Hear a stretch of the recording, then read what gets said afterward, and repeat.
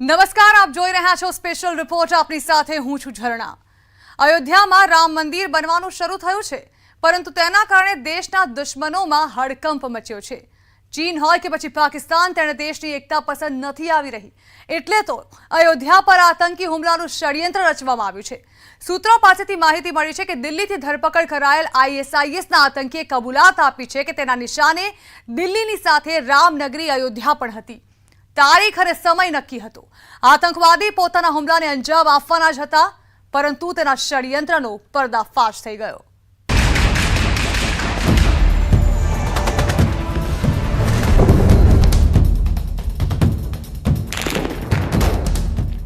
अयोध्या पर आतंकी हुमलानो पर्दाफाश.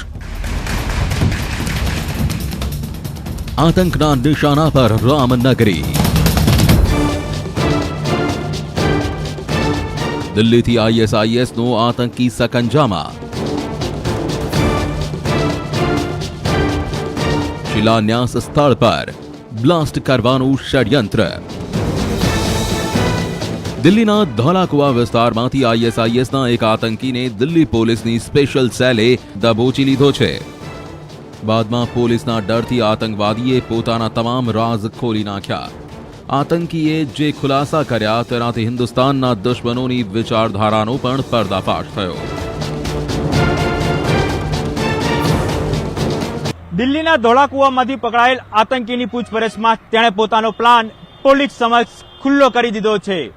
નિશાના પર દિલ્હી અને તેની સાથે અયોધ્યામાં પણ બોમ્બ બ્લાસ્ટ કરવાના ષડયંત્રનો પર્દાફાશ થયો છે. સાથે સાથે પકડાયેલ આતંકીના તાર ઉત્તર પ્રદેશ સાથે પણ જોડાયેલા છે. પોલીસની વચ્ચે જે જીન્સ અને શર્ટ પહેરી મોઢા પર કપડું બાંધેલ જોવા મળે છે, આ એ આતંકવાદી છે જેને દિલ્હી પોલીસના સ્પેશિયલ ટીમે દબોચી લીધો છે. આ આતંકીનું નામ અબુ યુસુફ છે. ઉંમર લગભગ 30 વર્ષ. ઉત્તર પ્રદેશના બલરામપુરનો રહેવાસી. આતંકી પાસેથી 2 IED જપ્ત કરાયા. સાથે તેની પાસેથી એક પિસ્તોલ, 4 કારતૂસ અને મોબાઈલ ફોન પણ જપ્ત કરાયો છે. પોલીસ પ્રમાણે આ એક વેલ ટ્રેન આતંકી છે. દિલ્હીમાં પકડાયા બાદ આતંકીની પૂછપરછનો સિલસિલો શરૂ થયો. પહેલા તેણે પોલીસ અધિકારીને પરેશાન કર્યા, સવાલોના ખોટા જવાબ આપ્યા, 6 જગ્યાના ઠેકાણા બતાવી રહ્યો હતો. પરંતુ પોલીસ જ્યારે પોતાનો રંગ બતાવ્યો તો આતંકી પોપટની જેમ બોલવા લાગ્યો.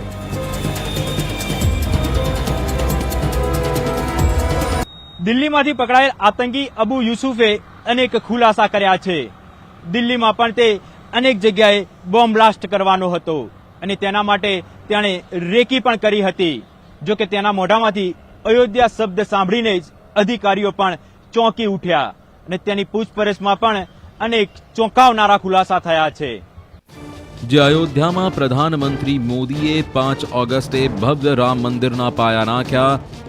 આજે ત્યાં મોટી સંખ્યામાં લોકો રામલલ્લાના દર્શન માટે પહોંચે છે. અબુ અને તેના આતંકી આકાઓએ અયોધ્યાને પોતાના નિશાના પર લીધી હતી. દિલ્હી પોલીસને મળેલી જાણકારી પ્રમાણે આતંકીઓના નિશાને અયોધ્યા નગરી હતી. 5 સપ્ટેમ્બર સુધી હુમલાનું ષડયંત્ર રચાયું હતું. મંદિરના શિલાન્યાસના 1 મહિનાની અંદર હુમલો કરવાનો હતો. અબુના કહેવા પ્રમાણે તે ઉત્તર પ્રદેશથી બદલો લેવા માંગતો હતો. અબુ હિંસા કરનારની સંપત્તિઓની જપ્તીના કાયદાથી પણ નારાજ હતો. આતંકીની ધરપકડ બાદ ઉત્તર પ્રદેશના અનેક શહેરોમાં સુરક્ષા વધારી દેવાઈ છે. નેપાળ બોર્ડર પર તપાસ તેજ કરાઈ છે. તમામ શંકાસ્પદ વ્યક્તિની તપાસ કરવામાં આવી રહી છે. આતંકી એટલો શાતિર છે કે જ્યારે શુક્રવારની રાત્રે દિલ્હી પોલીસની સ્પેશિયલ ટીમ તેના પર સકંજો કસી રહી હતી તો તેણે પોલીસ પર ફાયરિંગ શરૂ કરી દીધું હતું. પરંતુ જવાનો સામે તેની એક ના ચાલી. पकड़े गए आदमी का नाम मोहम्मद मुस्तकीम खान उर्फ यूसुफ उर्फ अब्दुल उर्फ अबू यूसुफ, कई और भी इसके अलियास है. 36 साल उम्र है इसकी. इसके पास से 2 प्रेशर कुकर IDs मिली हैं. ये प्रेशर कुकर IDs दिल्ली में किसी हैवी फुटफॉल एरिया पे लगाने के लिए आ रहा था. પરંતુ પોલીસ સામે તેના 2 આઈઈડી બોમ્બ ડિફ્યુઝ કરવાનો પડકાર હતો. એનએસજીની ટીમે બોમ્બ ડિસ્પોઝલ યુનિટમાંથી નીકળતા પહેલા ભારત માતા કી જયના નારા લગાવ્યા.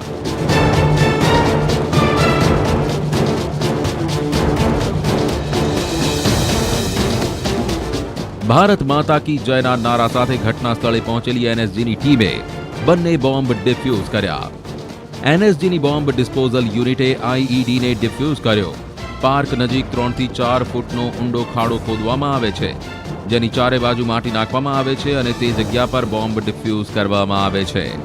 પોલીસ સૂત્રોનું માનીએ તો અબુ યુસુફનો સંબંધ અફઘાનિસ્તાનમાં બેઠેલા આતંકીઓ સાથે છે. અફઘાનિસ્તાનમાં પોતાના આકાઓ સાથે સંપર્ક કરવા માટે ઇન્ટરનેટ કોલનો ઉપયોગ કરતો હતો. અબુ અને અન્ય આતંકી ઉત્તર પ્રદેશની સાથે સમગ્ર દેશમાં આતંકી હુમલાને અંજામ આપવાના હતા. ભારત બહાર અબુના એક આતંકી સાથીની પણ માહિતી મળી છે.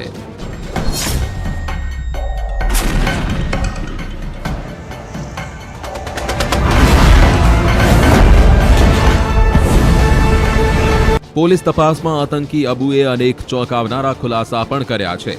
પોલીસ પૂછપરછમાં ખુલાસો થયો છે કે તે છેલ્લા ઘણા વર્ષોથી આઈએસઆઈએસના કમાન્ડરોના સીધા સંપર્કમાં હતો. સૌથી પહેલા તે યુસુફ અલ હિન્દીના સંપર્કમાં આવ્યો હતો, પરંતુ યુસુફ અલ હિન્દી સિરિયામાં ઠાર મરાયો અને ત્યારબાદ તે અબુ હુઝેબ પાકિસ્તાનીના સંપર્કમાં આવ્યો.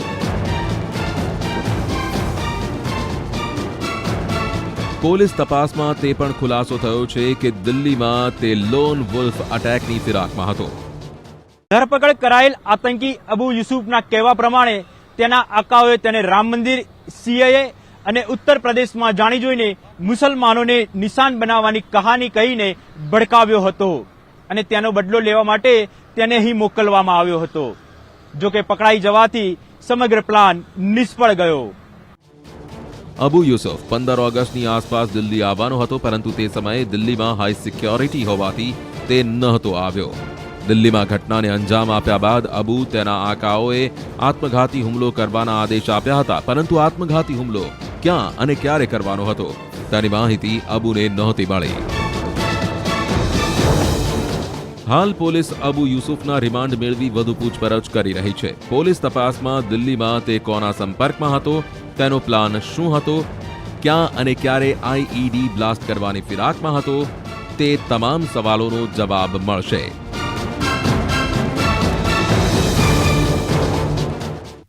રાજધાની દિલ્હીમાંથી કોઈ આતંકીનું પકડાવવું એ સાબિત કરે છે કે દેશમાં હજુ પણ આઈએસઆઈએસનું મોડ્યુલ સક્રિય છે, જેના તાર ઇસ્લામિક સ્ટેટ ઓફ ખુરાસાન પ્લાન સાથે જોડાયેલા છે, જેને અબુ બકર બગદાદીએ બનાવ્યું હતું. બગદાદીએ ખરાસાન પ્લાન અંતર્ગત પોતાના ઇસ્લામિક સ્ટેટની સરહદ એશિયા સુધી વધારવાનું ષડયંત્ર રચ્યું હતું, જેમાં ભારત મુખ્ય ટાર્ગેટ હતું. બગદાદી તો ઠાર મરાયો, પણ તેના આતંકીઓ ભારતમાં હજુ પણ સક્રિય છે.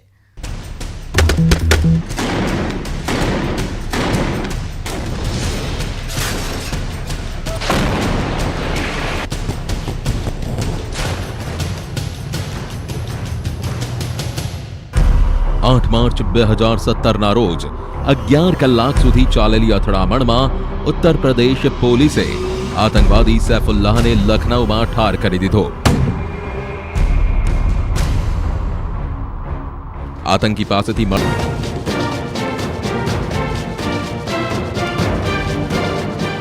શું છે વિલાયાહ ખુરાસાન?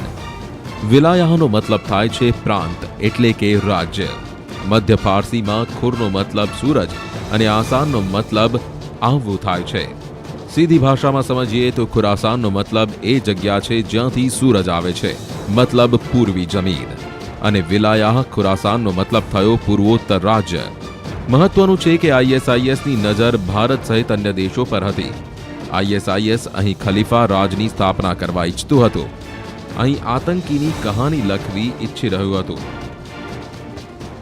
એવી કહાની જેનો નમૂનો ઈરાક અને સિરિયામાં જોવા મળ્યો હતો, અને તેના માટે આઈએસઆઈએસે ભારતના 2 રાજ્ય ટાર્ગેટ કર્યા હતા. આઈએસઆઈએસની ભારત પર નજર, જમ્મુ કાશ્મીર અને કેરળ. ભારતના આ બંને રાજ્યોમાં આઈએસઆઈએસના આતંકીઓનો અનેક વખત પર્દાફાશ થયો છે. કાશ્મીરમાં તો આઈએસઆઈએસના ઝંડા પણ લહેરાતા જોવા મળ્યા છે. ભારત સરકાર પણ આઈએસઆઈએસના ઈરાદાઓથી વાકેફ છે. પરંતુ ખતરો હજુ પણ તોળાઈ રહ્યો છે, કેમ કે ઇન્ટેલિજન્સ એજન્સીઓનું કહેવું છે કે આતંકી હુમલાઓમાં વધારો પણ થઈ શકે છે, કેમ કે પાકિસ્તાન અને અફઘાનિસ્તાન સહિત વિશ્વના તમામ દેશોમાં ઇસ્લામિક કટ્ટરપંથી આતંકી સંગઠનો ISIS સાથે હાથ મિલાવી રહ્યા છે. ISIS-K ના માધ્યમથી ISIS પાકિસ્તાન અને અફઘાનિસ્તાનના આતંકી સંગઠનો સાથે સંપર્ક કેળવી રહ્યું છે. જો કે રિપોર્ટ પ્રમાણે લશ્કરે તૈયબા, જમાત ઉદ દાવા, તહરીકે તાલિબાન, હક્કાની નેટવર્ક અને ઇસ્લામિક સ્ટેટ મૂવમેન્ટ ઓફ ઉઝબેકિસ્તાનને ISIS સાથે હાથ મિલાવ્યા છે. હકીકતમાં પાકિસ્તાન અને અફઘાનિસ્તાનમાં રહેલા આતંકી સંગઠનોની વિચારધારા ISIS જેવી છે. તેવામાં તેમના હાથ મિલાવવા પણ કોઈ નવી વાત નથી. હા, ભારત માટે એક પડકાર ચોક્કસ છે, કેમ કે તેમાં પાકિસ્તાનનું નામ પણ સામેલ છે. તો આ સાથે સ્પેશિયલ રિપોર્ટમાં હાલ રોકાઈશું બ્રેક માટે. ISIS દુનિયાનું સૌથી ખતરનાક આતંકી સંગઠન. ISIS છેલ્લા ઘણા સમયથી ભારતમાં પગ પેસારવાનો પ્રયાસ કરી રહ્યું છે, પરંતુ જ્યારે પણ ISISના આતંકી ભારતમાં કોઈ ઘટનાને અંજામ આપવાનો પ્રયાસ કર્યો છે, ત્યારે ભારતીય સુરક્ષા એજન્સીએ તેમના મનસૂબા પર પાણી ફેરવી દીધું છે. વર્ષ 2019માં શ્રીલંકામાં સિરિયલ બોમ્બ બ્લાસ્ટ બાદ ISISના આતંકીઓએ ભારતમાં ષડયંત્ર રચ્યું, પરંતુ તે પોતાના મનસૂબાને અંજામ આપે તે પહેલા NIA તેમને દબોચી લીધા.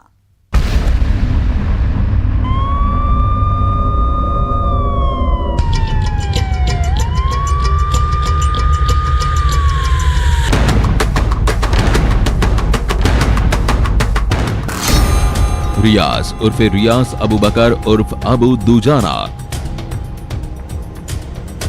उम्र 30 वर्ष.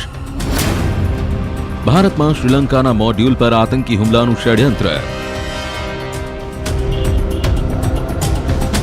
શ્રીલંકામાં થયેલા આતંકી હુમલા બાદ NIA મતલબ કે નેશનલ ઇન્વેસ્ટિગેશન એજન્સીએ જ્યારે ભારતમાં ISના આતંકીઓની ધરપકડ શરૂ કરી, તો તેમના હાથે રિયાઝ અબુ બકર લાગી ગયો. રિયાઝની પૂછપરછમાં કેટલાક ચોંકાવનારા ખુલાસા થયા. રિયાઝ અબુ બકર 2016માં કેરળથી ભાગી ISના આતંકી રશીદ અબ્દુલ્લાહ સાથે ઇન્ટરનેટના માધ્યમથી સંપર્કમાં આવ્યો. રિયાઝ ISના અન્ય આતંકી કયુમ ઉર્ફે અબુર ખાલિદ સાથે ચેટિંગ કરતો. રિયાઝ શ્રીલંકામાં બ્લાસ્ટના માસ્ટરમાઇન્ડ જહરાન હાશિમથી પ્રભાવિત હતો, જે જહરાનના વિડીયો પણ તે જોતો. રિયાઝ ભારતમાં શ્રીલંકાની જેમ મોટા આતંકી હુમલાની ફિરાકમાં હતો. NIAની ટીમને રિયાઝ પાસેથી sim cards, mobile phone, diary, pen drive, CD drive, DVD અને ઝાકિર નાઇક સાથે જોડાયેલા ધાર્મિક પુસ્તકો મળી આવ્યા. इससे जो पूछताछ से पता चला है कि ये पूरे IS का जो एक मॉड्यूल का ये जो मेन हैंडलर था, और ये तमाम केरल में युवाओं को रेडिकलाइज करने का काम करता था, उनको ल्योर करता था, उन्हें लालच देता था, और उन्हें IS की जो विचारधारा है, आतंकी विचारधारा, सलाफी जिहादी विचारधारा, उसमें वो जो है ज्वाइन कराने की कोशिश करता था. केरल एक ऐसी जगह है जहाँ पे अरब देशों से बहुत से लोग काफ़ी वहाँ पे काफ़ी उन्होंने जो एक्सट्रीमिस्ट इस्लामिक आइडियोलॉजीज थी उससे प्रेरित होकर वहाँ पे आए हैं. પરંતુ NIA સામે રિયાઝને જે એક નામનો ખુલાસો કર્યો હતો તે સાંભળી NIA પણ ચોંકી ઉઠી હતી. અબ્દુલ રાશીદ અબ્દુલ્લાહ ISISનો એ શાતિર આતંકી જે જુલાઈ 2016માં ભારતમાં ફરાર થઈ ગયો હતો. અબ્દુલ રાશીદ અબ્દુલ્લાહ ઉર્ફ રાશી, ઉંમર 32 વર્ષ, ISKPનો આતંકી. અફઘાનિસ્તાનથી ભારતમાં આતંકી સંગઠન ISISમાં યુવાનોની ભરતી કરાવતો.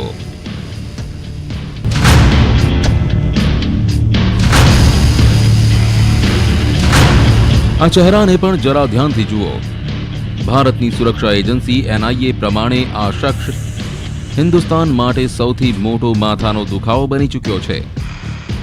જો કે હાલ આ આતંકીનું મોત થઈ ચૂક્યું છે, પરંતુ વર્ષ 2016થી મે 2019 સુધી હિન્દુસ્તાનની ગુપ્તચર એજન્સીઓ અબ્દુલ રાશીની શોધખોળ કરી રહી હતી.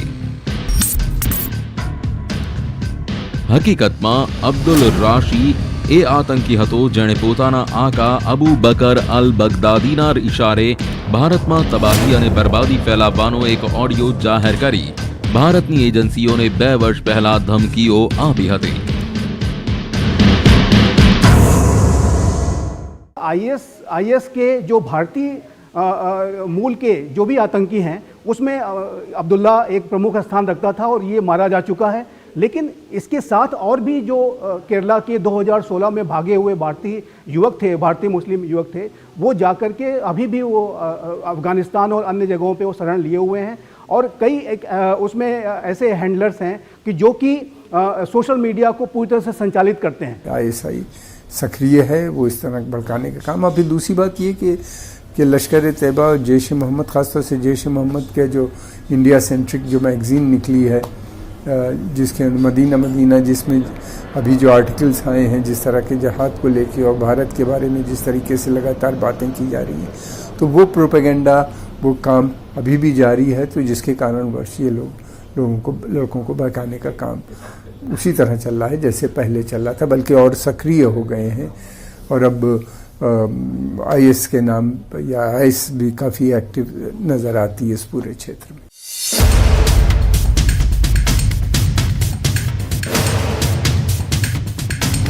एनआईए પ્રમાણે અબ્દુલ રાશીદ અબ્દુલ્લાએ આતંકી હતો જેણે જુલાઈ 2015માં કેરળમાં આઈએસઆઈએસની ભરતી અને ફંડ ઉઘરાવવા ઓપરેશન શરૂ કર્યો હતો। અબ્દુલ રાશીદે માત્ર 2 વર્ષમાં આતંકની દુનિયામાં એટલો આગળ વધી ગયો કે તેણે ભારતમાં મુસ્લિમ યુવકોને ભડકાવી આઈએસઆઈએસમાં ભરતી કરાવી રહ્યો હતો।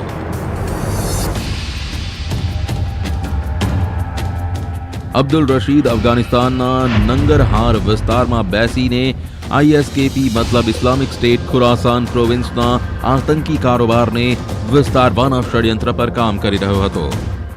आईएस खोरासान प्रोविंस की जहाँ तक बात है, पिछले साल एक रिपोर्ट्स आई थी कि ये जो खोरासान प्रोविंस को अब आईएस ने विलाया हिंद और विलाया पाकिस्तान के तौर पे 2 भागों में विभाजित किया है। तो आईएस इस समय छोटे छोटे ग्रुप बना रहा है, क्योंकि उसकी बड़े ग्रुप को बनाने की शक्ति अब खत्म हो चुकी है। तो वो अलाइंसेस करके छोटे छोटे जिहादी संगठनों के साथ अलाइंसेस करके और अपने आप को छोटे छोटे ग्रुपों में बांट करके हमले कराने की कोशिश करता है। खतरा फिलहाल मैं समझता हूँ कि आईएस जो खुरासान मॉडल है अफ़गानिस्तान में, ये काफ़ी सक्रिय हो चुका है और इसने काफ़ी भारत के अंदर भी पैठ बना ली है और आगे भी बढ़ने की कोशिश कर रहा है। एनआईए પ્રમાણે સપ્ટેમ્બર 2019માં અફઘાનિસ્તાનમાં આઈએસકેપી વિરુદ્ધ અમેરિકી સેનાના એક ઓપરેશનમાં અબ્દુલ રાશીદ સાથે 8 આતંકીઓ ઠાર મરાયા। એટલું જ નહીં, આ ઓપરેશન બાદ નવેમ્બર 2019માં અફઘાનિસ્તાનમાં આઈએસકેપીના 600 આતંકીઓએ અફઘાન સરકાર સામે સરેન્ડર કર્યું હતું, જેમાં અબ્દુલ રાશીદની પત્ની સોનિયા સેબેસ્ટિયન ઉર્ફ આયશા પણ સામેલ હતી। તેમ છતાં અફઘાનિસ્તાનના નંગરહાર વિસ્તારમાં આઈએસઆઈએસના આતંકી મોટી સંખ્યામાં છે।